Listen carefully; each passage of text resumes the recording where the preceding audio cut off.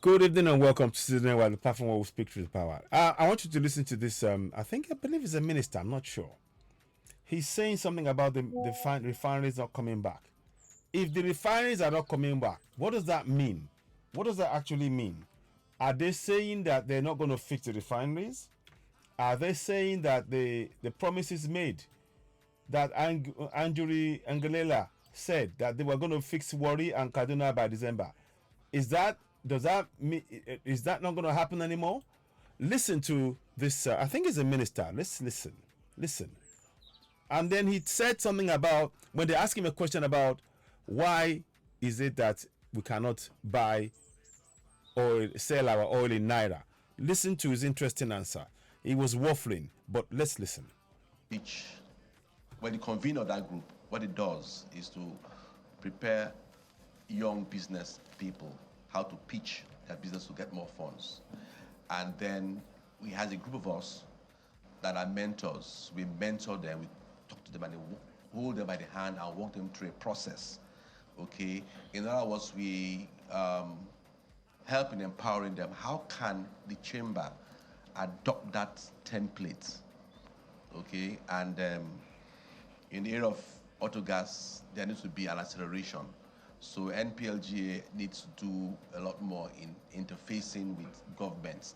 And I think the most, so far, one of the most forward-looking is Lagos State government. Because I had a meeting with one of the agencies and they mentioned interfacing, looking to the NLP for bringing out policies that will guide our sector properly. So, all right, thank you so much. A final one, just before we hand over, we have Ololade. Okay, let's listen to what he has to say there. I think, let's listen. Good afternoon. Good afternoon, sir. My question is directly to you, sir. Daddy, I want to ask that you talked about the refinery the other time. So I want to ask, how feasible is it that our refinery will work and it work well efficiently? That will not be a kind of a manufacturing, it will not be a kind of a receiving economy that we are going to be exporting exporting our own crude oil, but how do I put it now? So the importation, you understand, the importation of our own refined oil will be stopped. And maybe export all our refined products. Yes. Right.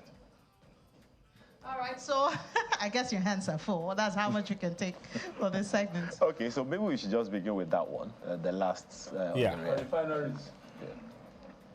I've lost hope. Even when the president has made, the federal government has made a promise?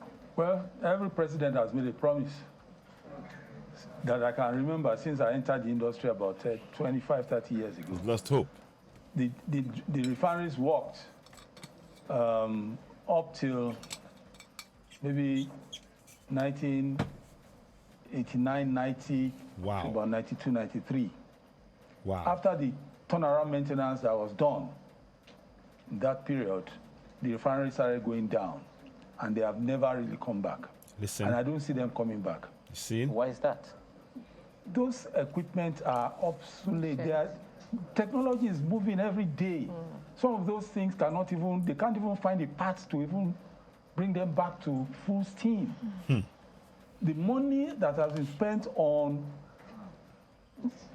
turnaround maintenance of our refineries in the last 20 years could have built us at least 5 or 6 refineries. Auto Gas Committee, NLPG. Every government gets to believe that they can get it right, but none has that. And for me, if I become president of this country today, I will shut down all those refineries, and if anybody wants to buy, people have even offered to buy. Why don't you just sell them to them? Okay. Well, madam, you heard the question of Mr. Limi the other time. So, but the government are saying they're going to fix it. So what do we believe? Which is it now? So you had a kind of expert saying that it should be sold off. How do you feel about that? Let's listen on. You want to respond to that? Yeah, of course. So what he described, I belong to a group of angel investors, and this is similar to that's right. what is being done. The chamber can definitely support. I think also that if, let's say, your team or similar teams have already prepared entrepreneurs, you can have a conversation with us so we can see if there are ways that we can help kind of expose them to funding sources. So that will help to attract the youth and encourage them to go into business, viable businesses.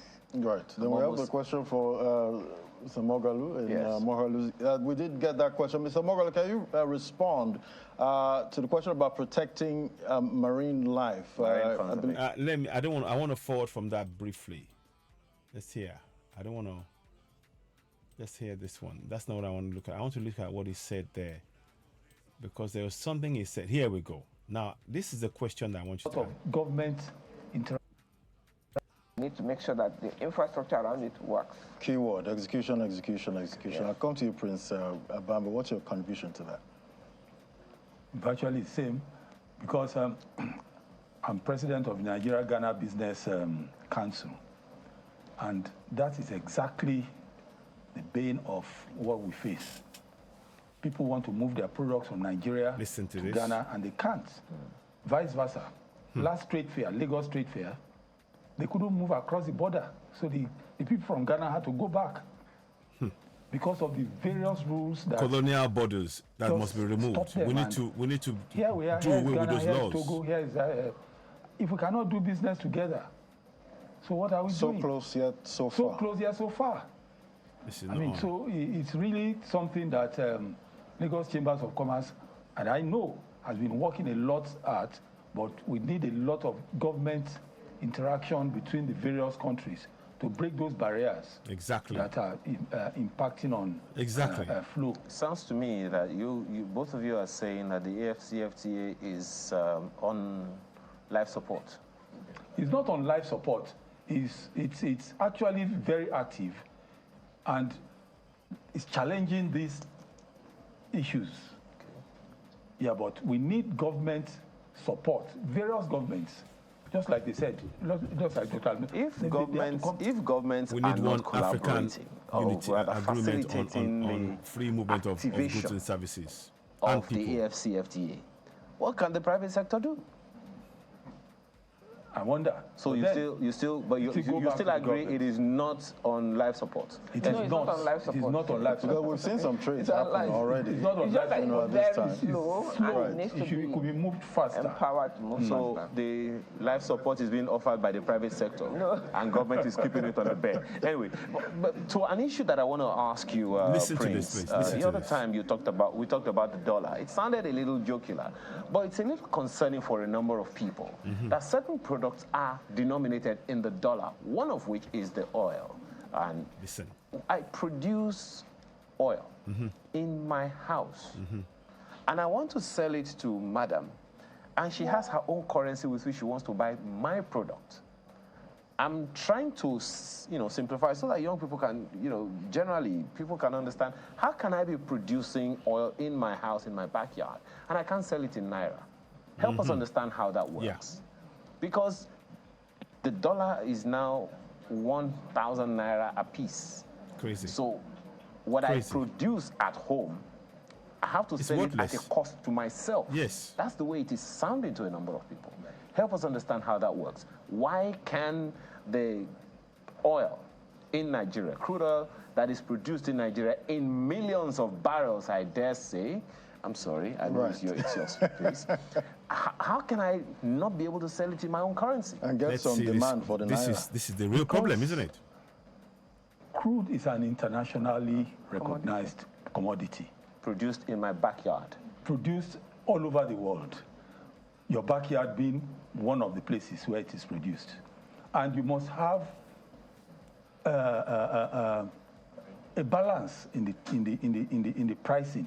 A balance for who? Worldwide. A balance for who? And there are groups, you have the OPEC, you have several other groups that are regulating the price of goods, indeed, to save economies of the various countries that are producing. How about saving our own economy? If everybody sells at his own price, at his own will, then you will find out that product may eventually, on the long run, kill itself. You will not get the kind of benefit from owning that product that you should get. Otherwise, if you are not trading in that international market pricing platform. But I guess we don't have any problem, taking dollars, for our oil at this point. We want more dollars at this point. But the fact of the case is that how you then use the dollar you earn is another issue. Right.